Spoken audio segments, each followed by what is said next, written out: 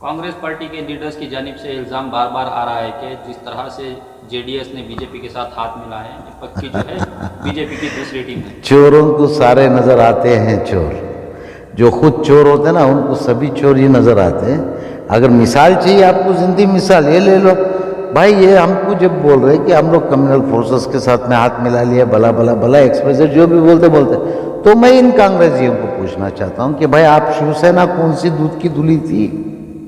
शिवसेना तो इससे कदीम पार्टी थी कम्युनलिज्म में। बीजेपी से पहली भी जो खुल के आके बाबरी मस्जिद के बारे में छाती ठोक के बोले थे कि हाँ हमने तोड़ा है, हमने डेमोलिश किया है, वो पार्टी से ये लोग अलायंस करके इंडिया बनाए हैं और ये हम पे इल्ज़ाम लगाते हैं। उनसे कह दो आप जाके कि साथ हम लोग अलायंस में हैं, पार्टी को मर्ज नहीं किए हैं। हमने हमारे उसूलों को छोड़ के उनके उसूल फॉलो करने नहीं जा रहे। मेरे साथ में कई नॉन मुस्लिम दोस्त हैं मेरे, इसका मतलब ये नहीं कि मैं मेरा मज़हब छोड़ दिया। मेरा मज़हब मेरे पास है, उसका मज़हब उसके पास रहेगा। क्या फ़र्क पड़ने वाला है? जब तक वो ठीक है हम ठीक हैं, जिस दिन वो ठीक नहीं उस दिन हम ठीक नहीं। ये दुनिया का दस्तूर है। सर, आपको नहीं लगता ये रिश्ता जो है 2024 तक ही रहेगा, क्योंकि देश में जो है बड़ा इलेक्शन होने जा रहा है, उसके फायदे के लिए वो पार्टी आपके साथ जुड़ रही है?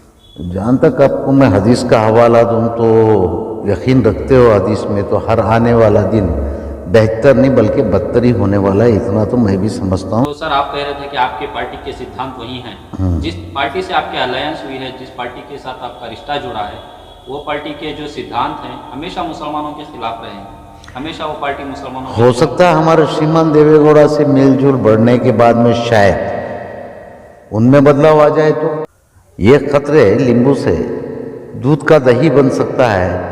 तो सुबह का कम्युनल शाम को सेक्युलर हो जाए, शाम का सेक्युलर सुबह कम्युनल हो जाए, इसमें कोई ताज्जुब वाली बात नहीं है। जी बताइए सर, कर्नाटक में जो है काफी हलचल मची हुई है एक बात को लेकर, जिस तरह से बीजेपी और जेडीएस का रिश्ता मजबूत हो रहा है, कहीं ना कहीं वो बात आज साबित हो रही है कि जेडीएस जो है बीजेपी की दूसरी टीम है। तो आप जो है जेडीएस के नेशनल जनरल सेक्रेटरी हैं, माइनॉरिटी का एक बड़ा चेहरा है, तो आप क्या मानते हैं, क्या सोचते हैं इस फैसले को लेकर? ये जो रिश्ता मजबूत हो रहा है, इस रिश्ते को आप किस नज़रिए से देखते हैं? सबसे पहले आपके नाज़रीन को अस्सलाम वालेकुम रहमतुल्लाहि वबरकातुहू। ये आपका जो सवाल है कि बीजेपी से हमने अलायंस किया है, जैसे कि मेरे दोस्तों में कई किस्म के दोस्त हैं। कोई जब मैं पढ़ रहा स्कूल लाइफ में था तो एक अच्छा रैंक स्टूडेंट भी मेरा एक दोस्त था, लेकिन उसी क्लास का एक बदमाश भी मेरा एक दोस्त था, लेकिन मैंने उसी को फॉलो किया जो मुझे चाहिए था। तो ये अच्छाई और बुराई इंसान में होती है। हमारी पार्टी के जो उसूल हैं, जो कानून हैं, जो हमारे सिद्धांत हैं, हमारी पार्टी के सिद्धांत कुछ बदलते नहीं है, दीवार वही है, रंग बदलते रहता है। ये सियासत है। सियासत में ना कोई पक्का दोस्त होता है, ना ही कोई पक्का दुश्मन होता है। ये सियासत मतलब अपनी मुफाद के लिए लोग इस तरीके के खेलें खेलते रहते हैं। हर जमात वाले खेलते, उसमें हमने भी एक खेल लिया है। देखिए, जहाँ तक इस राज्य में कांग्रेस वाले तो हमको अहमियत देते नहीं हैं और हमारी अपनी इतनी ताकत है ही नहीं, तो हमारे पास चारा और क्या था, वही हमने फैसला किया है हमारी पार्टी ने। भले रहने दो हमको किसके भी साथ, हम लोग अलायंस में हैं, पार्टी को मर्ज नहीं किए हैं। हमने हमारे उसूलों को छोड़ के उनके उसूल फॉलो करने नहीं जा रहे। मेरे साथ में कई नॉन मुस्लिम दोस्त हैं मेरे, इसका मतलब ये नहीं कि मैं मेरा मज़हब छोड़ दिया। मेरा मज़हब मेरे पास है, उसका मज़हब उसके पास रहेगा। क्या फ़र्क पड़ने वाला है? जब तक वो ठीक है हम ठीक हैं, जिस दिन वो ठीक नहीं उस दिन हम ठीक नहीं। ये दुनिया का दस्तूर है। सर, आपको नहीं लगता ये रिश्ता जो है 2024 तक ही रहेगा, क्योंकि देश में जो है बड़ा इलेक्शन होने जा रहा है, उसके फायदे के लिए वो पार्टी आपके साथ जुड़ रही है? जहाँ तक आपको मैं हदीस का हवाला दूँ तो यकीन रखते हो, हदीस में तो हर आने वाला दिन बेहतर नहीं बल्कि बदतर ही होने वाला है, इतना तो मैं भी समझता हूँ, क्योंकि मैं इस बात में यकीन लाता हूँ। बाकी कल की बात कल देखा जाएगा। आज हाल में क्या है हमको इस पे चर्चा होना चाहिए। मैं मुस्तकबिल बताने वाला और नुजूमी तो नहीं होना आपकी जानकारी के हिसाब से। तो सर आप कह रहे थे कि आपकी पार्टी के सिद्धांत वही हैं। जिस पार्टी से आपकी अलायंस हुई है, जिस पार्टी के साथ आपका रिश्ता जुड़ा है, वो पार्टी के जो सिद्धांत हैं हमेशा मुसलमानों के खिलाफ रहे हैं। हमेशा वो पार्टी मुसलमानों के हो खिलाफ- सकता है हमारे श्रीमान देवेगौड़ा से मेलजोल बढ़ने के बाद में शायद उनमें बदलाव आ जाए, तो जी पॉसिबल तो ये भी है ना। ये खतरे नींबू से दूध का दही बन सकता है। तो सुबह का कम्युनल शाम को सेकुलर हो जाए, शाम का सेकुलर सुबह कम्युनल हो जाए, इसमें कोई ताज्जुब वाली बात नहीं है, क्या इस बशर्त कि हम अपने उसूलों पे रहे। क्या इस अलायंस से कुछ मुसलमानों को फर्क पड़ने वाला है?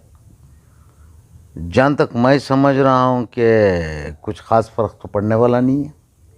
हाँ, अगर इक़्तिदार में आती है हमारी जनता दल, तो जाहिर है जब तक मैं ज़िंदा हूँ मैं अपने हक़ों के लिए तो लड़ूंगा ही। जी। मैं तो खामोश बैठने वाला नहीं हूँ। तो आपका क्या स्टैंड रहेगा सर?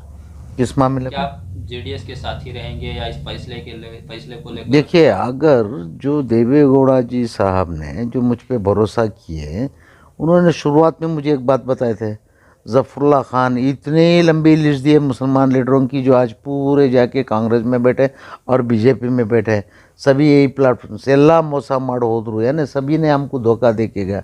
तो मैंने कहा था सर, हर कम्युनिटी में हर किस्म के लोग होते हैं, 5 फिंगर्स आर नॉट सेम, 5 उंगली बराबर नहीं होती है। मैं ज़फ़रुल्लाह खान हूँ, मैं ईमानदारी बताऊंगा और मैं ये भी बताऊंगा कि आपने एक मुसलमान पे एतबार करके गलती नहीं की, ये मैं साबित करूंगा। ये मेरा कौल था, ये मैंने ज़बान दी थी। तो आज मैं अपनी ज़बान से देवेगौड़ा जी को धोखा दे के निकलता हूँ, मतलब मैं मेरे मज़हब पे, मेरी पूरी कौम के ऊपर एक बदनुमा दाग लगाने वाला हूँ। इससे बेहतर यही है कि जहाँ मेरा भरोसा है, जिन्होंने मुझ पे भरोसा किया, उस भरोसे को कायम रखते हुए मैं यहीं टिका रहूं, इन्हीं के साथ में रहूं। ये मेरा आखिरी फैसला है। कांग्रेस पार्टी के लीडर्स की जानिब से इल्ज़ाम बार बार आ रहा है कि जिस तरह से जेडीएस ने बीजेपी के साथ हाथ मिला है, ये पक्की जो है बीजेपी की दूसरी टीम है। चोरों को सारे नज़र आते हैं चोर, जो खुद चोर होते हैं ना, उनको सभी चोर ही नज़र आते हैं। अगर मिसाल चाहिए आपको, ज़िंदी मिसाल ये ले लो भाई। ये हमको जब बोल रहे कि हम लोग कम्युनल फोर्सेस के साथ में हाथ मिला लिए, भला भला भला एक्सप्रेस जो भी बोलते, तो मैं इन कांग्रेसियों को पूछना चाहता हूँ कि भाई आप शिवसेना कौन सी दूध की धुली थी? शिवसेना तो इससे कदीम पार्टी थी कम्युनलिज्म में। बीजेपी से पहली भी जो खुल के आके बाबरी मस्जिद के बारे में छाती ठोक के बोले थे कि हाँ हमने तोड़ा है, हमने डेमोलिश किया है, वो पार्टी से ये लोग अलायंस करके इंडिया बनाए हैं और ये हम पे इल्ज़ाम लगाते हैं। उनसे कह दो आप जाके कि वो अलायंस पहले तोड़ दो अगर आप सेक्युलर हो तो। ये सेक्युलर का डेफिनेशन क्या है? ये सेक्युलर की मीनिंग क्या है? भाई भारत में, हमारे इस मुल्क में हमारा संविधान है, उस संविधान के तहत सभी लोगों को चलना है। जो संविधान के खिलाफ जाके काम करता है उसको कम्युनल बोला जाता है।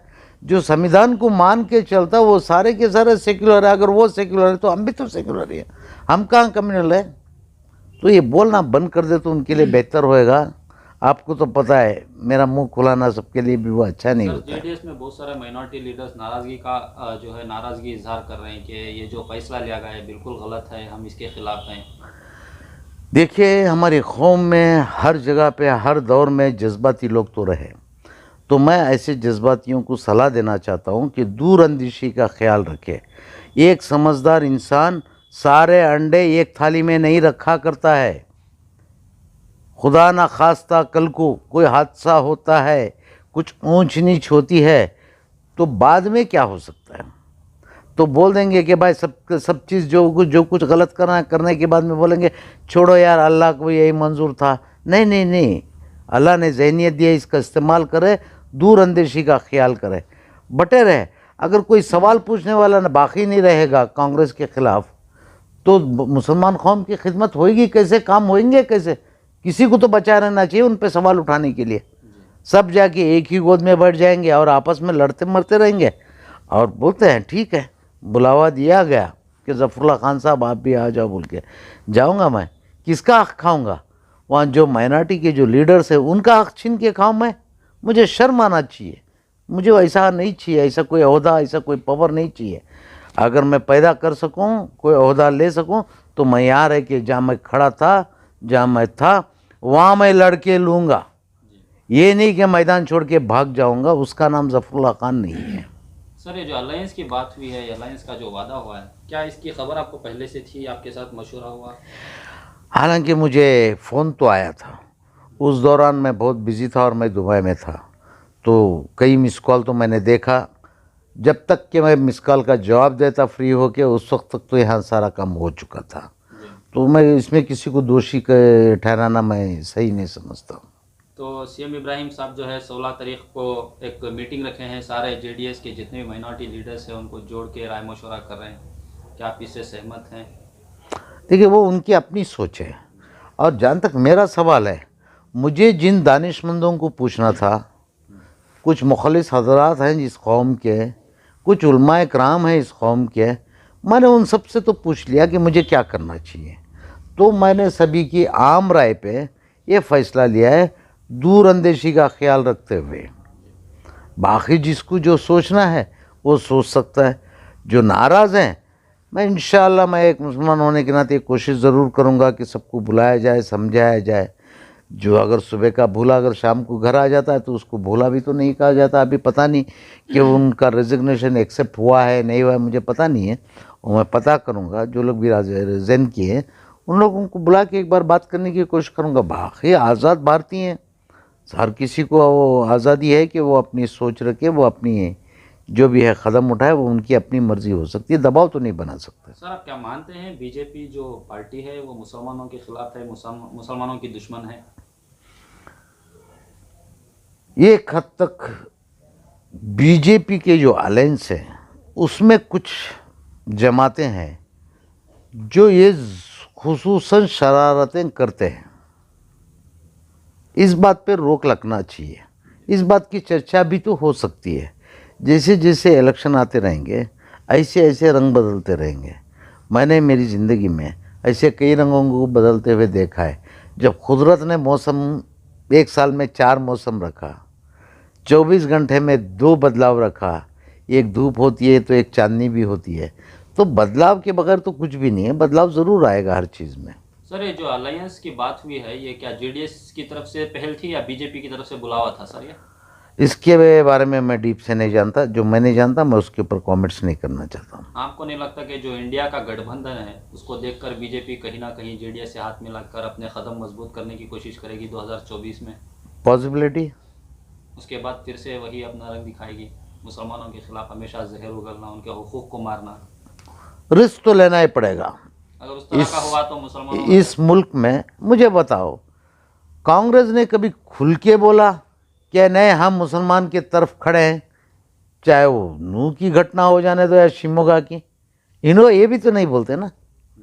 ये सब देखिए एक सिक्के के दो पहलू है। वो बोलते हैं ना, छोटे से वो हमारे मस्जिद के मेंबरों में ये बात की चर्चा चली है कि छोटे चोर से बड़े चोर से छोटा चोर भला बोल के। तो बात यही है, भाई भाई हैं लोग, मौसेरे भाई हैं एक दूसरे के। यही चलते आया, मुसलमानों के साथ ज़्यादती चलती रही और चलते भी रहेगी। तो अगर सब कायदीन जो मुसलमान की लीडरशिप डर के घबरा के प्लेटफॉर्म छोड़ के भाग जाएंगे, कभी एक तरफ रुकेंगे नहीं, कभी इधर से उधर हो जाएंगे, कभी उधर से इधर हो जाएंगे, एक तरफ हो जाएंगे तो क्या हासिल करेंगे? वो तो सरासर बेवकूफ़ी है। बेइंसाफ़ी तो वहाँ भी हो रही है, तो बेइंसाफ़ी तो यहाँ भी होने वाली है। लेकिन डट के मुकाबला करना चाहिए ना मेरी कौम को। ऐसा नहीं कि प्लेटफॉर्म मैदान छोड़ के भाग जाओ। क्या जेडीएस में मुसलमानों की ज़रूरत है, मुसलमानों के सपोर्ट की ज़रूरत है जेडीएस पार्टी को? देखिए, हर सियासी पार्टी को हर किसी मज़हब के वोटों की ज़रूरत तो रहती है। कोई अगर घमंड में ये बोल देता है कि मुझे किसी की ज़रूरत नहीं है तो वो मगरूर इंसान कहलाता है, और मगरूरी का अंजाम बुरा होता है, इतना तो मैं भी जानता हूँ। हाँ, ये हो सकता है कि किसी को किसी किस्म की ठेस पहुँची हो, कोई जज्बात में आके कोई अपनी ज़बान को काबू में ना रखते हुए कोई ऐसे अल्फाजों का इस्तेमाल किया, कर भी सकता है। कुमारस्वामी ने कहा है सर प्रेस मीट में। मैं क्या कह रहा हूँ, मेरी बात तो पूरी होने दो, कर भी सकता है। तो उस हालत तक जाने की वजह कौन है, हमको ये समझना ज़रूरी है। कुछ तो वजह होएगी, कुछ तो वजह होएगी, उसके ज़िम्मेदार कौन है ये भी तो हमको समझने की बहुत ज़रूरत है। खैर, मैं उस गहराई में जाना नहीं चाहता क्योंकि अभी वक्त वो आया नहीं है। जो वक्त आएगा ना, तो ये चोट किसने दी, किस वजह से लोगों में बदलाव आया, इसके ज़िम्मेदार कौन, और आखिरी ख़त में कौम के नुकसान के ज़िम्मेदार कौन, वो बात मैं वक्त पे खुलासा करूँगा, अभी नहीं। शुक्रिया। अल्लाह हाफ़िज़।